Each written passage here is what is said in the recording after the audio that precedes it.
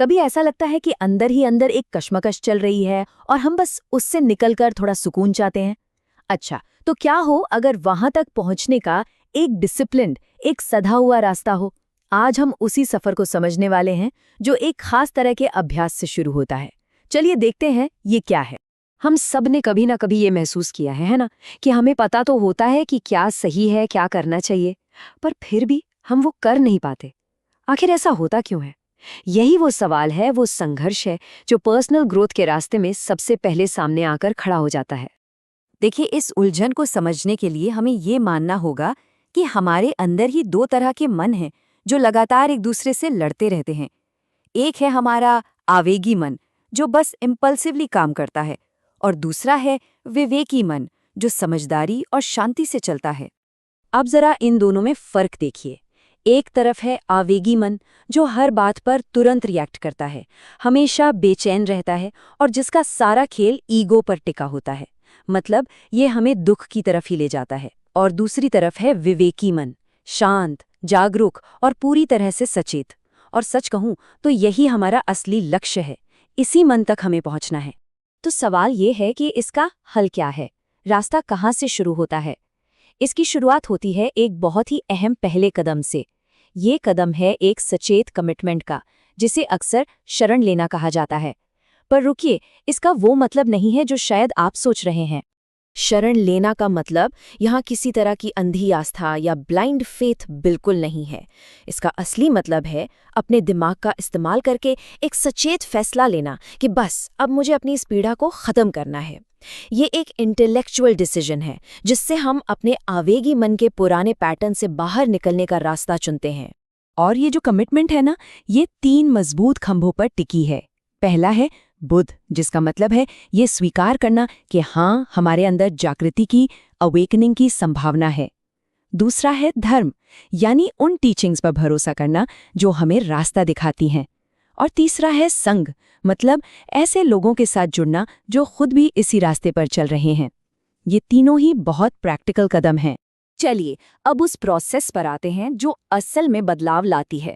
इसे हम रोज का एक इंजन कह सकते हैं, जो हमारे आवेगी मन को धीरे धीरे विवेकी मन में बदल देता है। ये एक बहुत ही सरल लेकिन कमाल का 3 स्टेप साइकिल है, जो हमारे रोज के डिसिप्लिन की नींव है। पहला कदम, जो भी टीचिंग्स मिल रही हैं उन्हें ध्यान से सुनें और सीखें। दूसरा कदम, जो सीखा है उस पर गहराई से सोचें, उसका विश्लेषण करें। और तीसरा और सबसे जरूरी कदम, उस समझ को सिर्फ दिमाग में न रखें बल्कि अपनी रोज की जिंदगी में उतारें, उसका अनुभव करें। ये शिकायत तो बहुत ही आम है। मुझे बातें तो सब समझ आती हैं, पर मेरे अंदर कोई बदलाव नहीं होता। जानते हैं क्यों? क्योंकि हम पहले 2 कदम तो उठा लेते हैं, सुन लिया, सोच लिया, लेकिन तीसरे कदम पर आकर रुक जाते हैं। ये जो 3 स्टेप का प्रोसेस है, ये जानने और करने के बीच की खाई को भरने का सीधा तरीका है। एक बात गांठ बांध लीजिए, रोज का सेल्फ एनालिसिस यानी खुद का विश्लेषण बेहद जरूरी है। अगर हम बस मैकेनिकली मंत्र जपते रहें या कोई अभ्यास दोहराते रहें लेकिन दिमाग से एक्टिवली एंगेज न हो, तो कोई फायदा नहीं होगा। वो बस एक तोते की तरह रटना हो जाएगा। अब एक और बहुत जरूरी बात पर आते हैं, जो अक्सर हमारे रास्ते में रुकावट बनती है। ये है सिर्फ होशियार होने और असल में समझदार या मैच्योर होने के बीच का फर्क। या देखिए, हाई आईक्यू वाला इंसान क्या करता है? वो बस जानकारी इकट्ठा करता रहता है, ईगो के साथ बर्ताव करता है और किसी भी विरोध पर तुरंत रिएक्ट करता है। नतीजा, वही जानकारी उस पर बोझ बन जाती है। वहीं दूसरी तरफ एक मैच्योर इंटेलेक्ट या कहें कॉमन सेंस वाला इंसान ज्ञान को जिंदगी में उतारता है, शांत रहता है और हालात पर रिएक्ट नहीं, रिस्पॉन्ड करता है। और इसका नतीजा होता है असली ग्रोथ और मैच्योरिटी।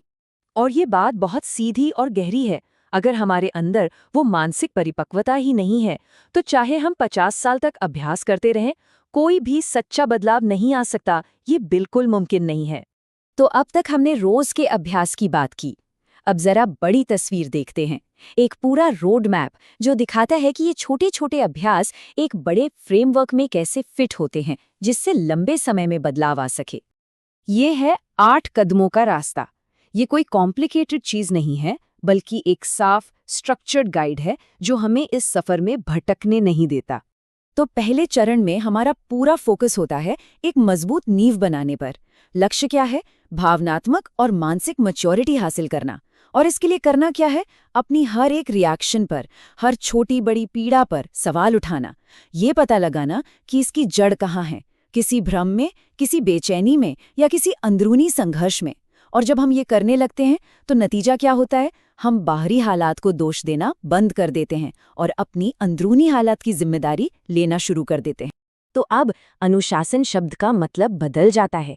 ये कोई सजा नहीं है, बल्कि ये मानसिक आज़ादी पाने के लिए एक ज़रूरी और सचेत कदम है। एक ऐसा कदम जो हमें हमारे आवेगी मन की गुलामी से आज़ाद कराता है। तो इस सारी बातचीत को ख़त्म करते हुए बस एक सवाल अपने आप से पूछना है। आज ऐसी कौन सी एक इम्पल्सिव आदत है, बस एक, जिस पर सवाल उठाया जा सकता है? शायद यही छोटा सा सवाल इस बड़े सफ़र की एक शानदार शुरुआत बन जाए।